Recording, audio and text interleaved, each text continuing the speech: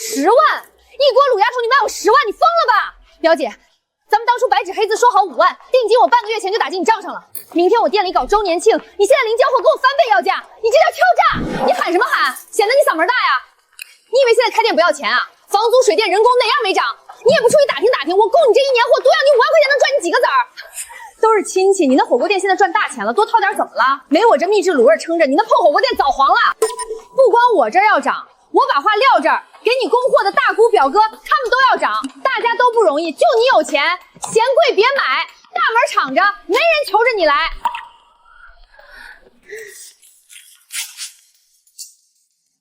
既然这样，这货我不要了，这亲戚我也不认了。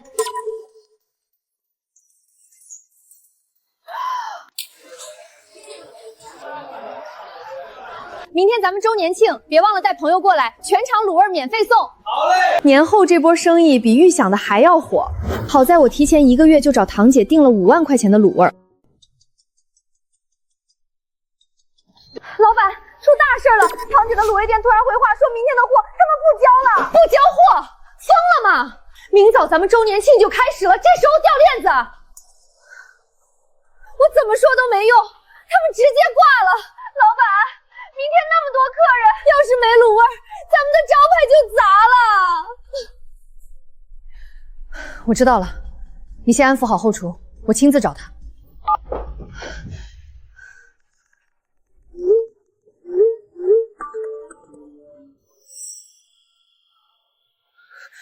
搞什么？就算有急事，回个话的时间总有吧。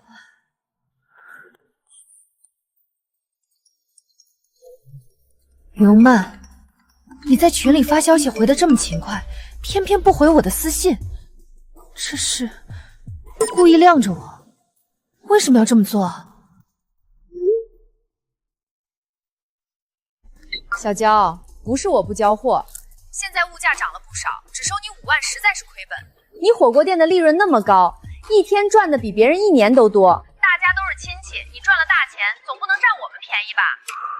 我知道你明天急着要，货我也都做出来了，只要你现在补齐货款，一共给10万，我保证明天一早货车准时停到你店门口。10万，刘曼，你真是吃准了我会心软。大姑，我想开个火锅店，店还差2万，您能不能？哎呦，小娇，不是我不借，你表哥还要买房呢，钱紧，你一个小姑娘折腾什么？老实找个班上得了。求遍了亲戚，没有一个肯伸手。那时候没人觉得我能成。小娇，你看你现在生意也起色了，赚了钱不能忘了亲戚。你慢慢姐家日子不好过，以后你店里的卤味全找他订。妈，我已经谈好供货商了。都是老陈家的人，你不帮衬他，这让我和你妈的脸往哪放？难道让外人指着咱们脊梁骨说发达了就不认亲？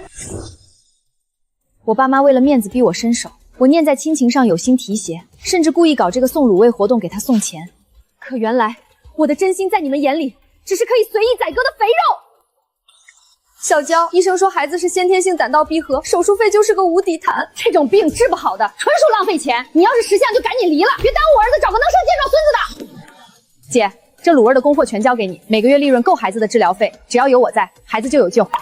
刘曼，你婆婆逼你离婚的时候是我拉了你一把，我以为这些年给你的高价订单大家心里都清楚，既然你非要撕破脸，那我就成全你。姐，既然你要把话摊开说，那我们就说明白。当初订货的时候我们白纸黑字说得很清楚，定金我也在1个月前打给你了，现在临到交货你坐地起价。我倒要看看离了我这火锅店，你那10万块钱的卤味能卖给谁？你好意思说我坐地起价？有些话我也不得不说了，没有我的卤味，你以为你店里的生意能那么好？只收你10万，都是看在亲戚的面上。好心帮衬，在他眼里成了我占便宜，甚至觉得我的火锅店生意好是托了他卤味店的福。他是不是忘了，要是没我，那家卤味店早就该倒闭转让了。姐，你扪心自问，你家卤味比市场价都高上3成，哪怕卤味这项目不赚钱，也一直跟你合作，就是想着你儿子治病急用钱，能帮衬一把。都是亲戚，我也不想闹不愉快，我可以在原基础给你涨5%，只要你明天照常供货。更何况我付了定金，你不按时出货是违约的。5%，这是我能承受的最大溢价了。刘曼，你那几万块钱的卤味，除了我，没人能一口气吃下。如果你还有点脑子，就该知道，砸在手里你连1分钱都拿不到。5%，陈娇啊陈娇，你总算知道急了，跟我谈法律，跟我谈帮衬，你这就是怕了。看来那破火锅店离了我这卤味，明天连门都开不了。想要拿捏我，这回换我好好拿捏拿捏你。陈娇，你可真会往自己脸上贴金。要不是我给你供卤味，你店里能有那么多回头客？你生意爆火，赚得盆满钵满。什么违约？我们合同都没签，你有什么证据？我告诉你，10万1分不少，否则免谈。合同？是啊，就因为想着是亲戚，是一家人，我才没把那张纸看得那么重。刘曼，你真以为我是没你不行吗？一家人，你也配谈这3个字？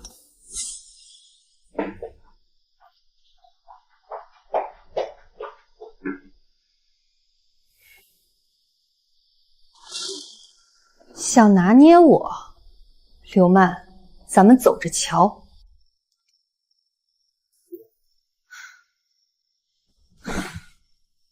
刘曼，你就守着你那锅宝贝卤味等吧，看谁先耗死谁。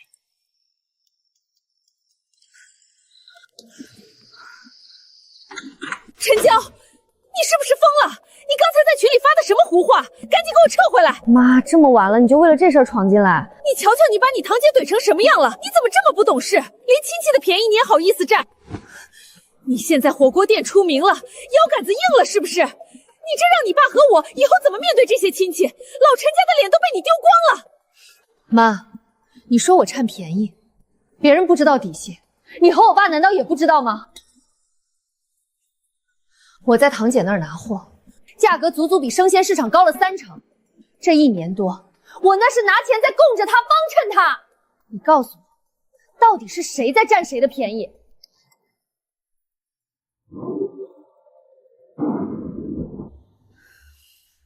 小娇，你听妈一句劝，赶紧答应你堂姐。她家现在什么情况，你又不是不知道。孩子治病急着用钱，都是亲戚，打断骨头连着筋，该帮的时候你得帮一把啊。妈，你刚刚都默认了，他家那是涨价吗？那是明火持账的抢，你让我拿5万块钱去填那个没底的坑。你这孩子就是太要强，吃亏是福，这句话你从小听到大，难道都忘了？少赚点钱又不会少块肉，何必把事情做绝呢？陈娇，你这孩子怎么这么犟呢？我实话告诉你吧，你爸都已经替你答应刘曼了，他在群里当着所有人的店点了头。我爸答应了，他凭什么替我的火锅店做主？凭他供你上学，凭他是你老子。难道你要当着全家族的面打他的脸不成？你让他以后还怎么在老陈家混？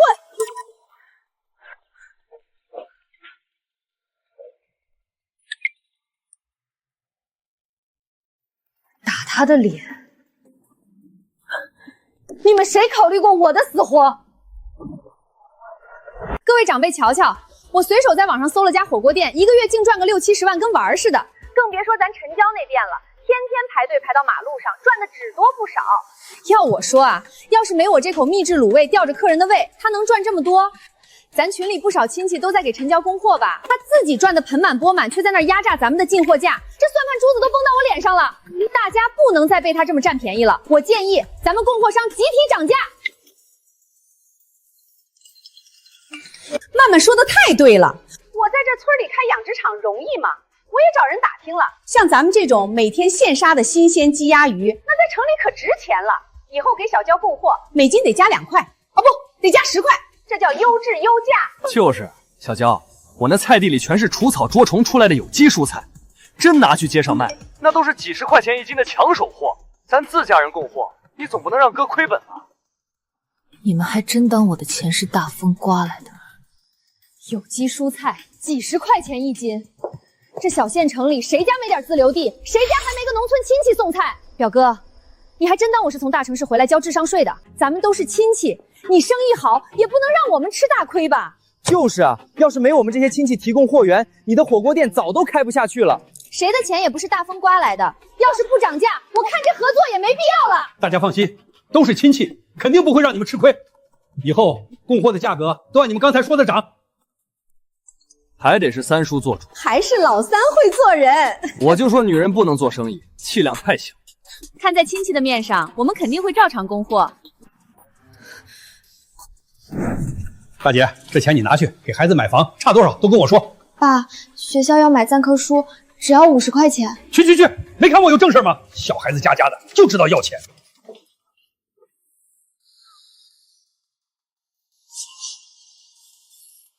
又是这个，为了你那点可笑的面子，又一次要牺牲我在利益。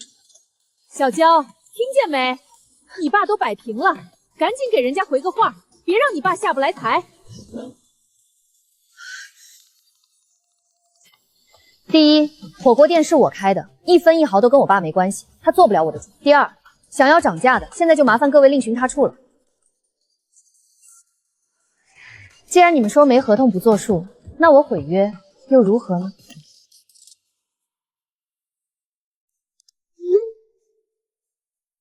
陈娇，你干什么去？你爸的脸都让你丢尽了。他的脸是他自己丢的，别往我头上扣。这房子今晚我住不下去了，你们爱找谁尽孝找谁去。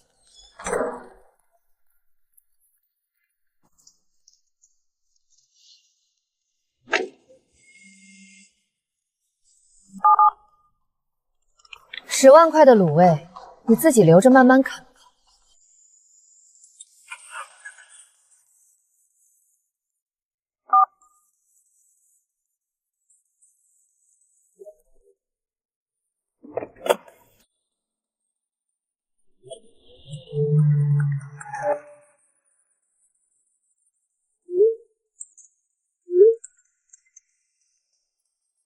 既然你们都要面子，那我就把这最后一点遮羞布彻底撕烂。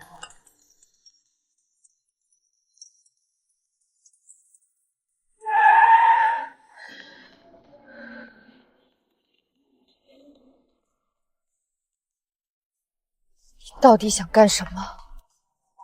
陈娇，你是不是疯了？谁让你把我们的聊天记录发群里了？你是不是故意恶心我？你有底气取消合作是吧？我倒是要看看你的店没货权，你这个店怎么开下去？到时候你求我，我都不给你供货。陈娇，你到底想干什么呀？你是诚心想气死我和你爸吗？你现在马上给我回来，立刻去群里给那些长辈赔礼道歉。做生意哪有不让利给自家人的？你这孩子怎么就这么毒呢？我在这儿舔着老脸给你们周旋，就为了图个亲戚和气。你倒好，来打我这个父亲的脸。你把群里搅得天翻地覆，现在你满意了？现在亲戚们全在背后戳我的脊梁骨，笑话我管不住闺女，说话跟放屁一样。我最后警告你一次，陈娇，你现在立马给我滚回群里道歉，按他们说的涨价，不然你就永远别进这个家门。我没你这种不孝女。面子、和气、亲戚，在你们眼里，这些东西永远比我的血汗更重要，对吗？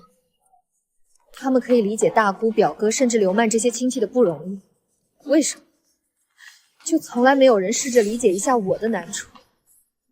没时间难过了，既然你们想看我跪下求陈，那我就偏要站得比谁都稳。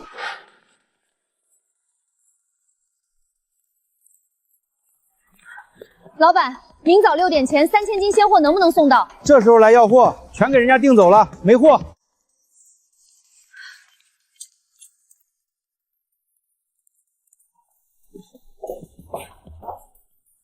品质不错，但我要的量很大，而且是长期合作。妹子，鸡蛋我接不了，我这工人都要下班了。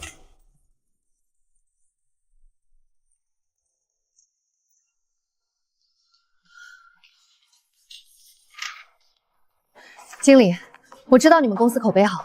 陈小姐，你的店规模确实不小，但你要的东西太急了。我看过你们的冷链记录，品质确实比我之前用的那批好得多。我也知道这很为难，所以价格方面，我愿意在市场基准价上再提2个点作为急单服务费。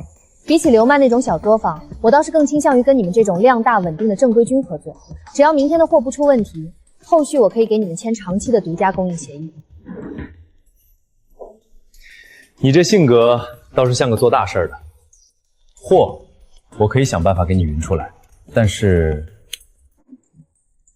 只要货新鲜，其他的咱们按合同走。经理，价格我再提2成，但我有个条件，明早6点货必须进我火锅店的冷库，少1斤，迟1分钟，协议作废。行。陈老板真是快人快语，我今晚豁出去带人进库调货。陈老板，5万块的量，我就这几口大锅，杀了我今晚也赶不出来呀。你出2成，剩下的3成我去下一家，3家同时开工。我知道咱们县城庙小，一家接不下，那我就同时签3家，只要你们保证品质，以后我店里的卤味你们3家分。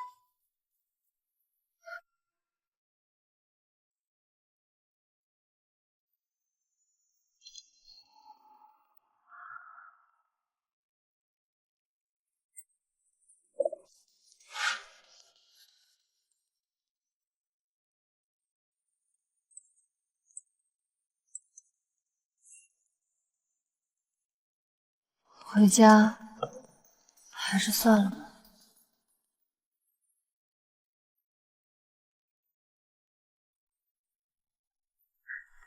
姐，你快看群！一退群之后，那里面简直成修罗场了。好啊，刘曼，搞了半天，你在这拿我们当枪使呢！我这刚摘的300斤有机蔬菜都是现采现摘，要是小娇不收，只能烂在地里，你必须负责。我也没想到他真敢取消啊！你闭嘴吧！我家里为了明天的供货，特意多杀了几头猪，他现在不要货了，你必须给我负责！就是，要不是你天天在群里煽风点火，我们也不会跟小娇提涨价的事儿。其实我早就觉得涨价这事儿不对，都是刘曼逼着咱们站队的。姐，你瞧瞧这群人，刚才还一条战线呢，现在知道货要烂在手里了，立刻就开始呼咬了。利合则散，他们哪是站刘曼，他们是站那几个臭钱。那个刘曼现在在群里连头都不敢冒了。姐，咱们下一步怎么办？真的一斤货都不收他们的啦？合同都没签，他们既然想涨价，那就去赚别人的钱吧。我的店不养吸血鬼。可是大姑和我哥他们要是真闹到店里来，你能顶得住吗？闹？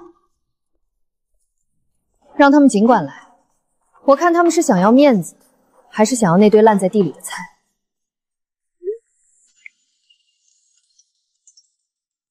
真是自作孽。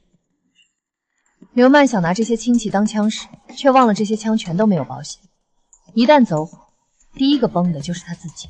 那咱们还要管吗？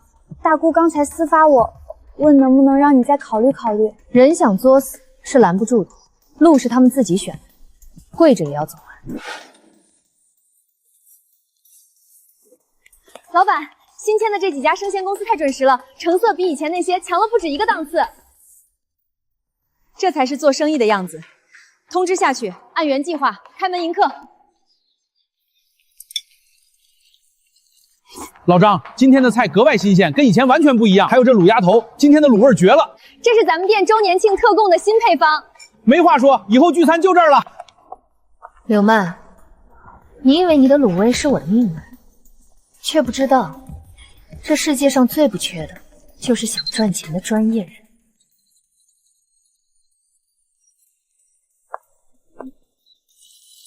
陈姐，咱们今天的流水破10万了！天哪，翻台率比过年还高！大家辛苦了，今晚值班的每人加500奖金，现在领。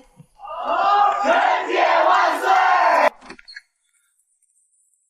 陈老板，以前你那些亲戚送货，我这刀都拿不稳。怎么说？大姑的鸡鸭带血印儿，表哥的菜裹着烂心儿。可不是，今天这新货多好，以前您就是被他们拿捏惨了。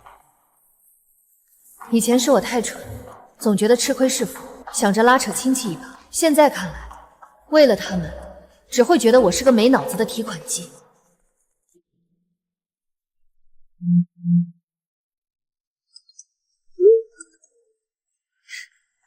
我这里有多顺利，他们就有多着急。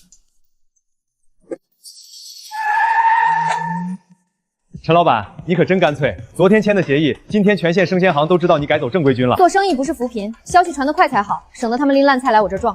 陈姐，今早大姑在菜市场骂街，说您没良心。让他骂，嗓门大不能变现，我这儿的流水才是硬道理。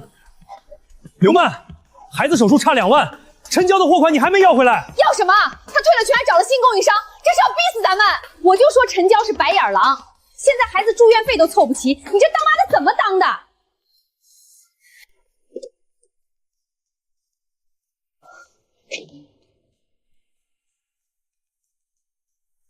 这群人安静的有些诡异，以他们的性子，断了财路不该这么消停。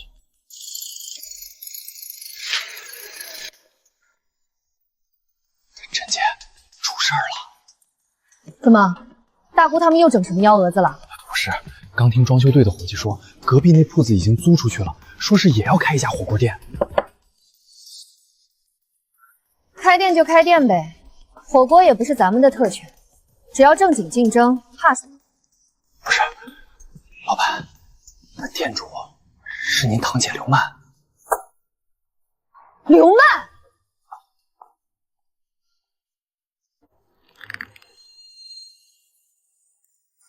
这哪里是开新店，这是直接搬了一面镜子放在我旁边啊！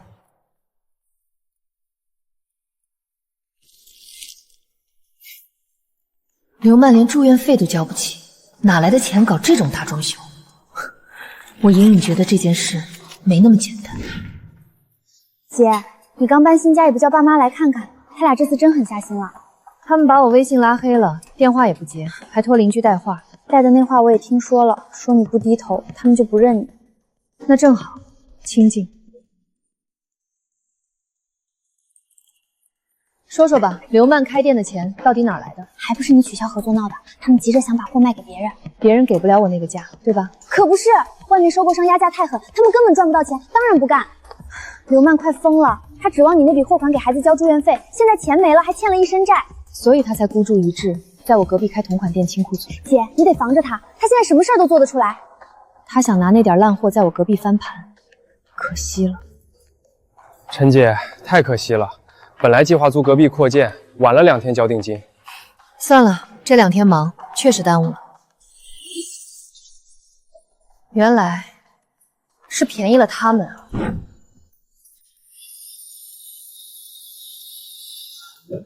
姐，出大事了！我偷听到大舅大舅妈偷了你保险柜里的电料秘方。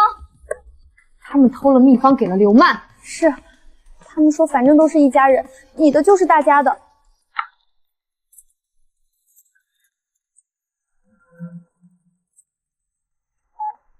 爸，我保险柜的配方是你们偷的？什么偷？那是拿！你赚那么多，你堂姐孩子住院都没钱，一个方子而已，你还能少块肉？就是，你这孩子就是气量太小。刘曼答应了，等店开起来赚了钱，分你2成红利。都是亲戚，你得大度。你就不能大度点儿？不知好歹。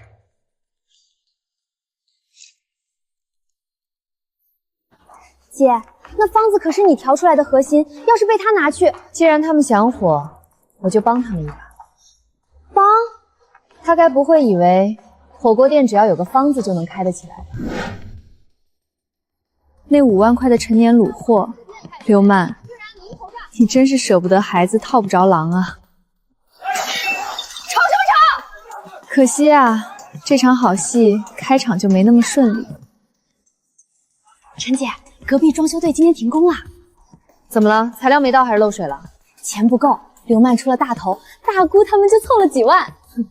这帮人平时算盘打得响，一到掏真金白银的时候，个个比谁都急。老三，帮曼曼一把，就差2、3万设备费。我没钱啊，退休工资被你弟妹管着，小娇给的生活费就那么点儿。三叔，你找小娇要啊？不去，我去了不是送脸给他打吗？我没那脸。我爸这辈子就活在面子里，他留不住钱，这回他想帮也使不上劲儿。那刘曼就这么耗着，大姑他们肯定不会再掏钱了。刘曼输不起，他儿子等着救命，那堆卤货还在库里，他只能自己去撞南墙。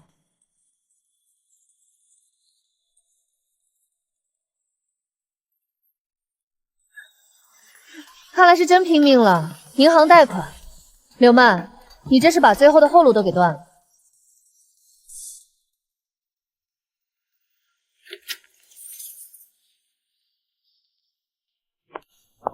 刘曼，明天开业，你那批卤味全酸了，馊的怎么给客人吃？卤味酸了我也不想啊！再说了，你们也好不到哪儿去。表哥，你看你拿的菜，烂叶子虫眼一大堆，我挑了半个小时都挑不完。我那是有机菜，没打农药的，有点虫眼怎么了？刘曼，当初是你拍着胸脯保证，说你的卤味能撑起整个店，让我们放心出钱，我可是把养老的钱都掏出来了。现在卤味酸了，生意要砸了，你必须想办法，不然我跟你没完！慌什么？我有办法。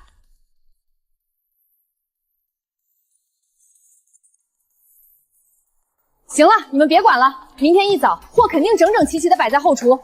现在都给我滚回去睡觉。你有办法？什么办法？刘曼，你该不会是想随便弄点次品糊弄咱们吧？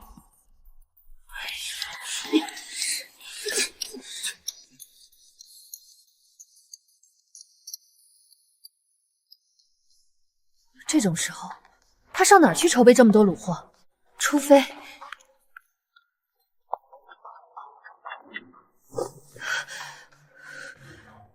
刘曼，你到底想干什么？老板，不好了！慌什么？出什么事了？搬空了，全没了，咱们冷库的货全没了。这到底是怎么回事？最奇怪的是，这锁头全都是好的，根本没被撬过。老板，这丢的是咱们全店的命脉啊！要不咱们赶紧报警吧？没有撬锁痕迹，除非有钥匙。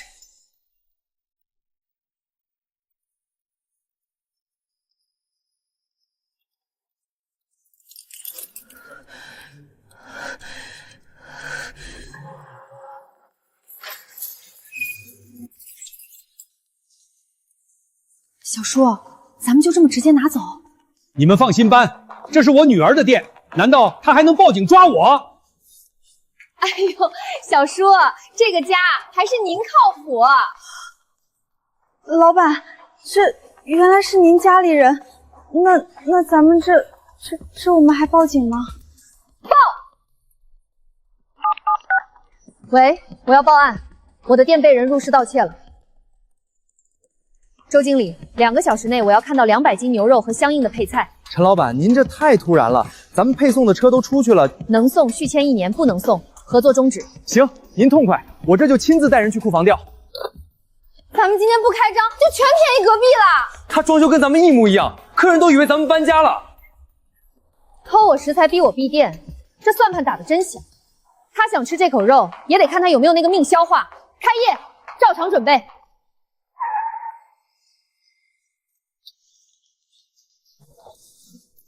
报案人是哪位？说是店内大量贵重物资被窃。我是老板，是我报的案。昨晚2点到4点，我店价值数万元的食材被洗劫一空。门窗没有撬动痕迹，是有内鬼还是熟人作案？是我父亲带着外人拿备用钥匙开的门。你亲爹带着人偷你这个亲女儿的店？自己父亲带着外人偷自己女儿的店，说出去怕是得被人笑掉大牙。瞧他那得瑟样，合着是踩在咱们肩膀上办喜事呢。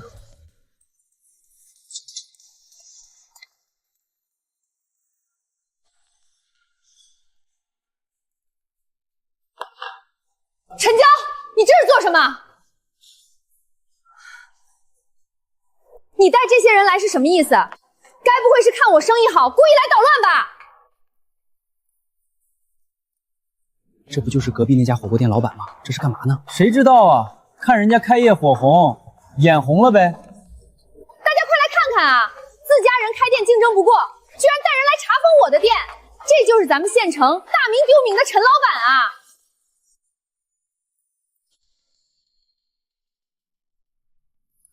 这位女士，我们接到报案，有人涉嫌盗窃他人店内食材，我们过来调查核实。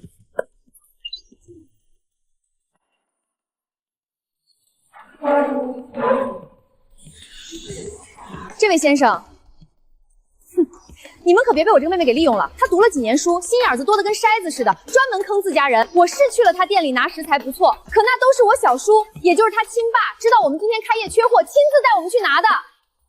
我们都是一家子亲戚，他爸拿自己亲生女儿店里的东西，那能叫盗窃吗？那叫帮衬。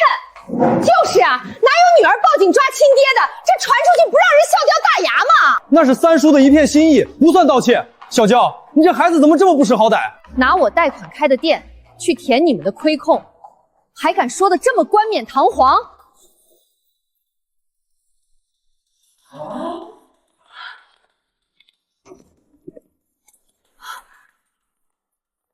这位先生，你们别听这丫头胡说八道，什么盗窃不盗窃的，那些食材全是我拿的，我拿我自个儿亲闺女店里的东西，又不是拿外人的，这能算哪门子犯法？你们也要讲道理，这家里拿点东西还要惊动公家。陈娇，你是不是脑子读书读糊涂了？就因为跟亲戚闹了这么点不痛快的矛盾，你竟然叫人来抓你亲爹？你眼里还有我这个父亲吗？啊，都是一家人，拿点食材怎么了？至于这么小题大做吗？你看看，在这么多人面前丢人现眼，你是非要看着老陈家的脸被你丢尽了才满意吗？嘿，这热闹可比这火锅好吃多了。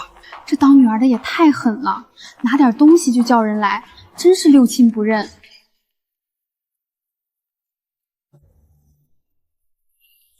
陈小姐，这涉及家务矛盾，要是您父亲主张他是拿自家东西，刑事立案确实有点儿。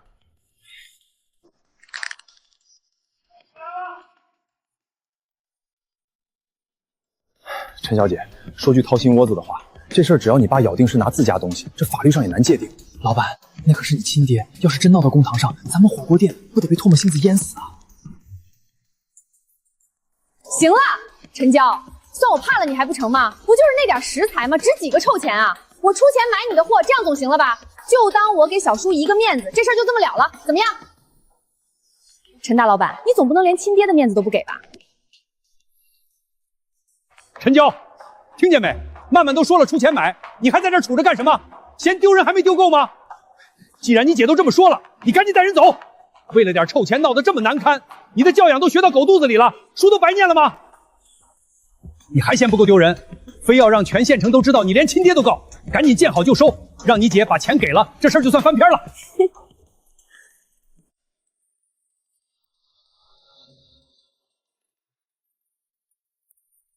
哎，姐，你干什么呀？等一下，这盘子里装的是什么？这是我们店里开业庆典送的招牌卤味啊，每桌进店的客人都有一份，是老板娘交代的。卤味酸辣我也不想啊！为了省那点食材钱，刘曼，你竟然敢把被变质的东西送上桌，你这是在玩火自焚！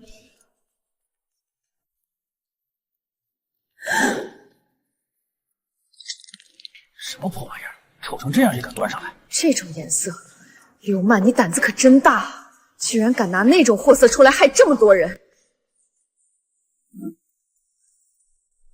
这位先生，请您立刻封存这些卤味，这些东西绝对不是我店里丢的那批货，成色、味道全都不对。陈娇，你放屁！你就是嫉妒我开业火爆！这位先生，你别听他胡喷，他这是存心想搅和我的生意。老张，你怎么了？快来人啊！出人命了！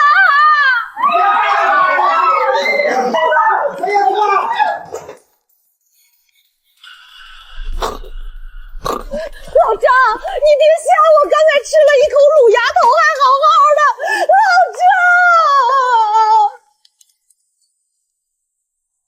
张，别咬他！这位先生，快叫救护车！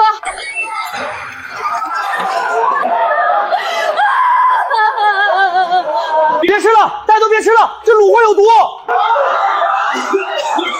全都不准动，封锁现场，所有食物保留原样。这位先生，这跟我们没关系啊，我们就是出点钱的股东。对，采购和后厨全都是刘曼一个人负责的，卤味也是他自个儿准备的，我们打杂的什么都不知道。大姑，哥，你们说什么呢？和我没关系啊，我也不是故意的。是陈娇，这些菜和肉全都是从他店里拿的，一定是他嫉妒我开业火爆，故意在食材里投毒，想陷害我。对，一定是这样，他想让我坐牢，想让我死。你们快把他抓起来！刘曼，既然这位先生在这儿，咱们就一笔笔说明白。仓库里的菜和肉确实是从我那儿被我爸搬过来的，可是这些卤货却不是我店里的。可我也想不通，过期的卤味最多吃了坏肚子，为什么会这么严重？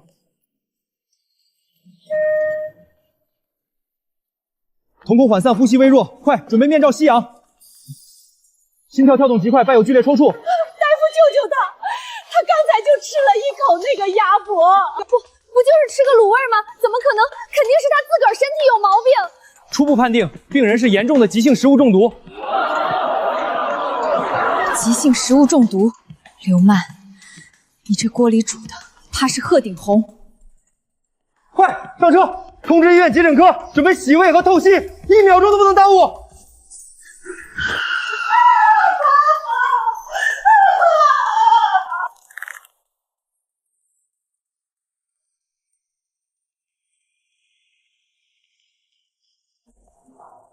刘女士，现在不只是盗窃案了，请你跟我们回去配合调查。赔偿，我们要去检查身体。全部坐回原位，不要乱动，保持现场完整。大家请冷静，不要慌乱。我们已经紧急联系了食安部门和疾控中心。 会立刻对店里的卤味、锅底以及仓库所有食材进行抽样检测，请各位配合登记信息。我们一定会查明中毒原因，不管是误食还是蓄意，都会给大家一个交代。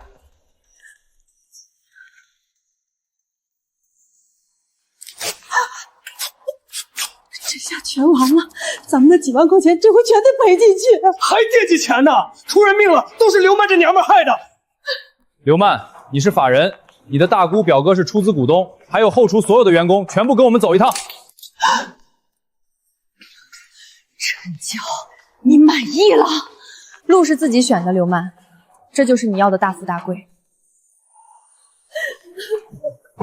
陈小姐，鉴于你是报案人，且食材来源于你的店铺，按照程序需要回我们那边做一份详细笔录。应该的，我会全力配合，查清这批卤味的底细。 同志，我们真的什么都不知道啊！我们就是看着亲戚份上投了点辛苦钱，后厨的事儿全都是刘曼一个人说了算。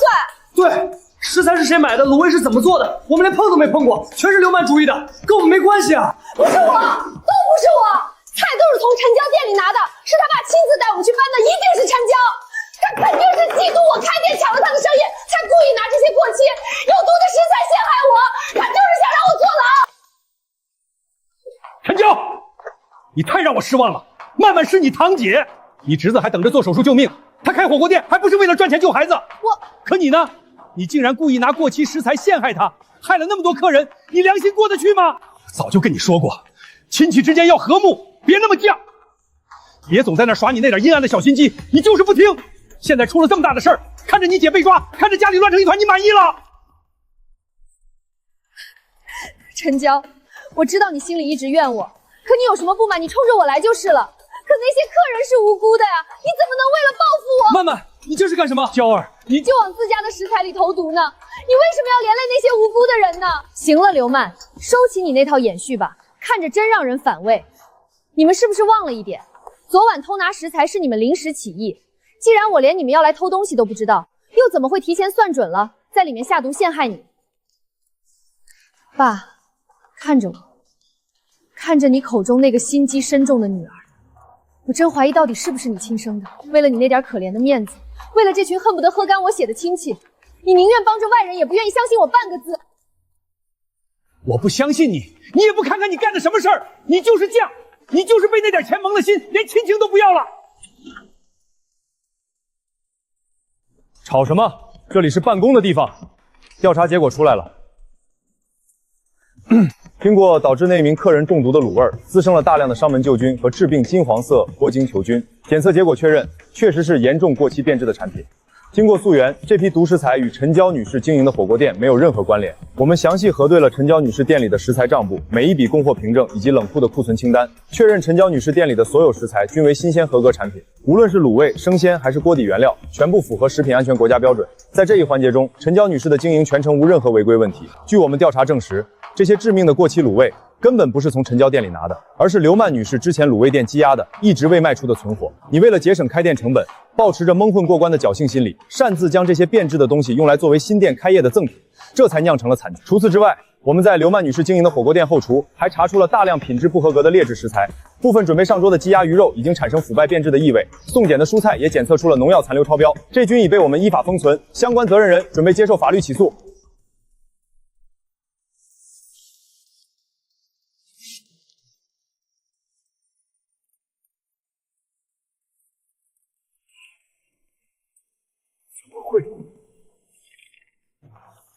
刚刚接到医院那边的紧急通报，很不幸，那名重症病人由于摄入的致菌菌过多，引发了急性多器官衰竭，抢救失败，已经确认死亡。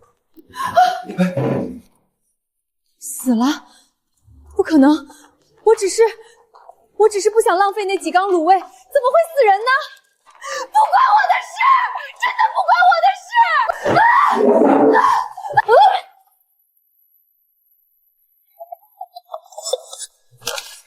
刘曼，醒醒！医护人员快过来！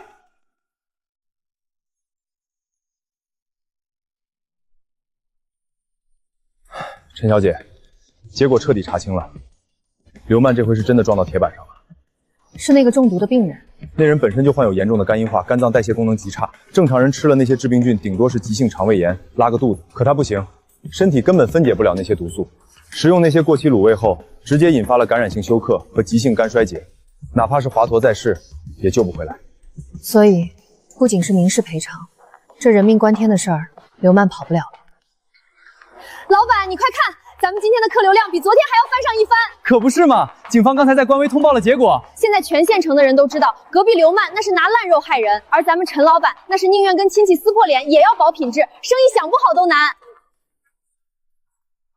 杀了我也没有钱啊！天天让刘曼买了设备了。谁知道他那卤味是过期的？这就叫偷鸡不成蚀把米。光是这笔赔偿就足够刘曼和那些亲戚吃上一壶了。瞧，就是他，拿过期的毒卤味害死人，心真黑，这人就没情了。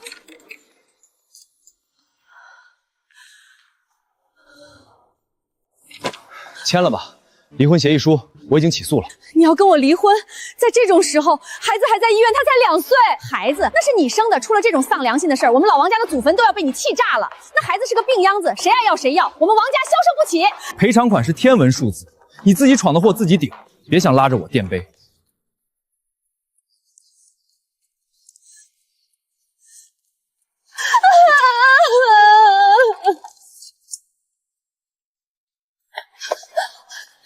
大姑，表哥，你们帮帮我！王，我们没让你赔钱就不错了，要不是听了你的馊主意，我们的钱能打水漂了。刘曼，咱们的合作早就断了，以后别联系。陈姐，听说隔壁刘曼那火锅店的资产全被法院冻结了，可那点钱对受害者家属来说简直是杯水车边。贪婪的代价总是要付的。我没钱，我什么都没了。陈娇，你也别想好过。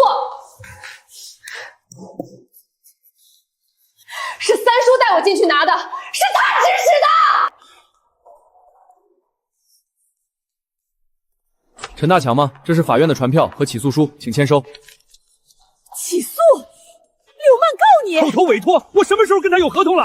这白眼狼，他这是要逼死我呀！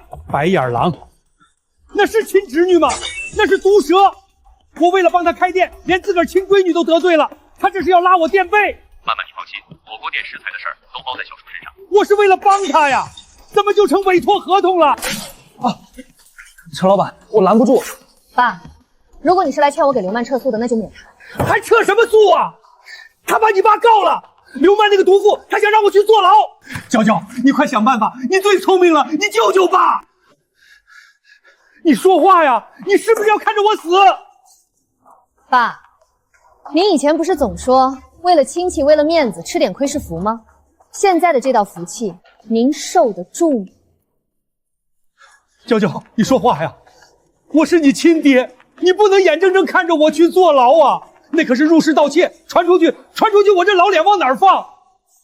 脸？您不是早就把老陈家的脸给刘曼了吗？你还记得我上学那会儿吗？学校收50块钱的书本费，你跟我说家里没钱，让我自己去捡皮子凑。那时候可你转头就借给大姑2万块钱，让她去付房子的首付。那时候，你考虑过我吗？好不容易我毕业了，拿着命在银行房贷了款，开了这家店，刚有点喘色，你又为了那点面子逼着我帮衬亲戚，我忍了，我拉了刘曼一把，给了他全县城最高的进货价。可结果呢？他们见我生意好了，利欲熏心，既要涨价，你也逼着我答应，甚至你还拿着我店里的钥匙，帮着外人来偷你亲生女儿的店。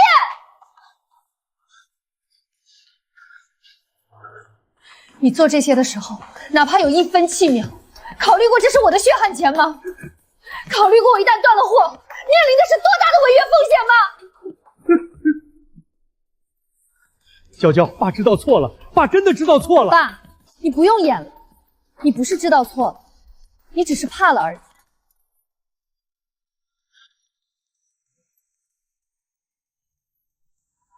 150万，他们开口就要150万私了。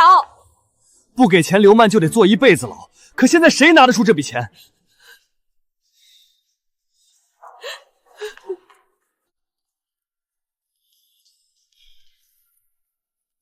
三叔，刘曼现在连咱们也告了，说咱们是共同合伙人，得摊这笔赔偿。这事儿追根究底，得怪你。怪我帮着你们开店，落着什么好了？要不是你拍着胸脯说食材包在你身上，带头去偷小娇的库房，我们能请那个摊歇？你装了这么多年的老好人，合着是拿我们当垫脚石呢？现在刘曼疯了，见谁咬谁，你也别想把自己摘干净。我看也是，老三平时最爱面子，这回为了显摆，把咱们全带进火坑里了。反正这钱我是一分没有，谁惹的祸谁背。刘曼告我也认了，大不了大家一起进去蹲着。你不要骗我！你可别走！是为了谁？我到底是为了谁呀？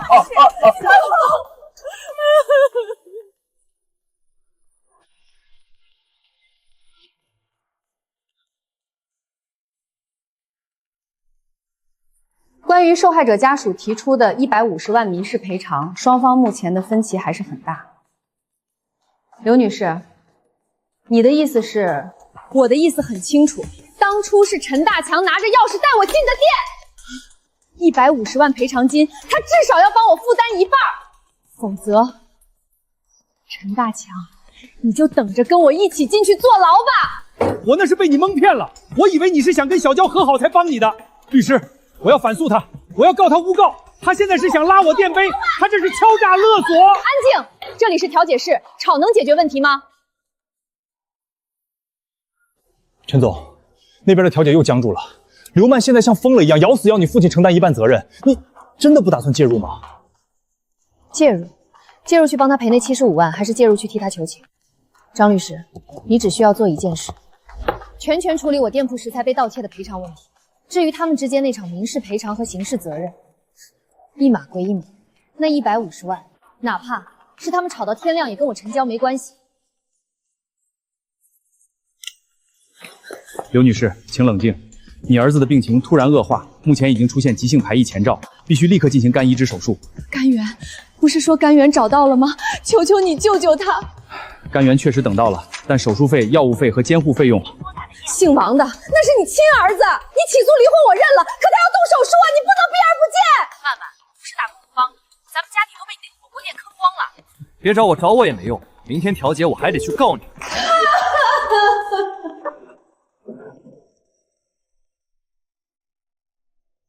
陈小姐，很遗憾，发现的时候两个人都已经没了气息。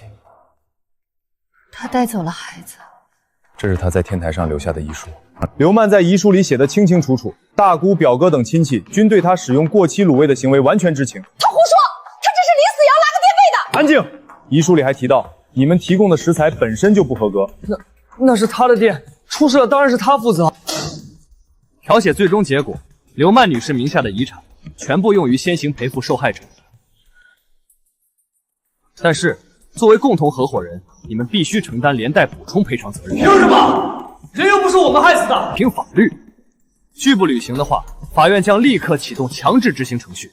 到时候，你们名下的房产、存款、车辆会被全部查封。要钱没有，要命一条。我看谁敢封我的房！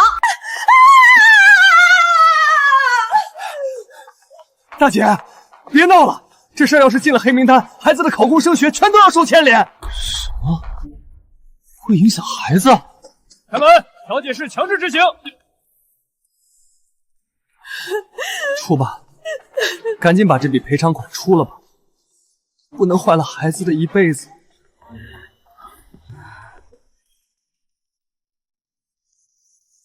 陈总，这是刘曼遗书的最后一页，他在最后的一刻撤销了对你父亲的所有指控。他撤诉了，大概是觉得死后留这点清静，能让他心里好受的。是的，你父亲虽然不用面临刘曼的违约索赔，但在入室盗窃的定性上依然会有行政处罚。不过现在的他可能已经不在乎这些了。老头子，刘曼走了，孩子也带走了，你心心念念的那些亲戚，现在个个背地里骂你是扫帚。我这辈子就为了那张脸，结果呢，脸没了，命也没了。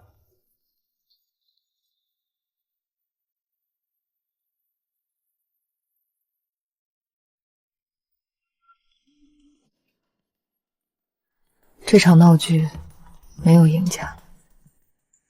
刘曼为自己的贪婪、自私和愚蠢付出了命的代价，而那些冷漠自私的亲戚也付出了相应的代价。至于我爸，这件事后也彻底老实了。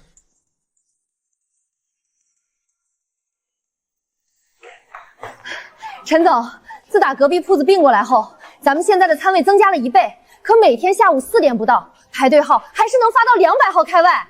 那是，全小城谁不知道咱们陈姐的店是数1数2的，食材新鲜，做人地道，客源稳得跟磐石似的。位置稳了，品质更不能掉。这生意要做就做成这城里的标杆。小娇忙完了，哎呀，咱们都在这等你半天了。小娇，听说你要在南城再开分店，你看家里那些表弟表妹能不能安排进去干个活？只要你发个话，咱们全听你的。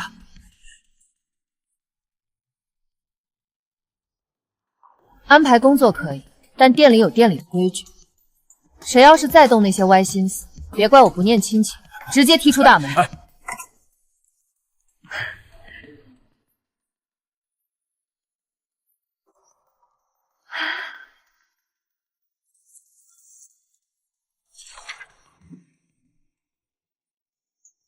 随着时间推移，那些烂事终究会淡出。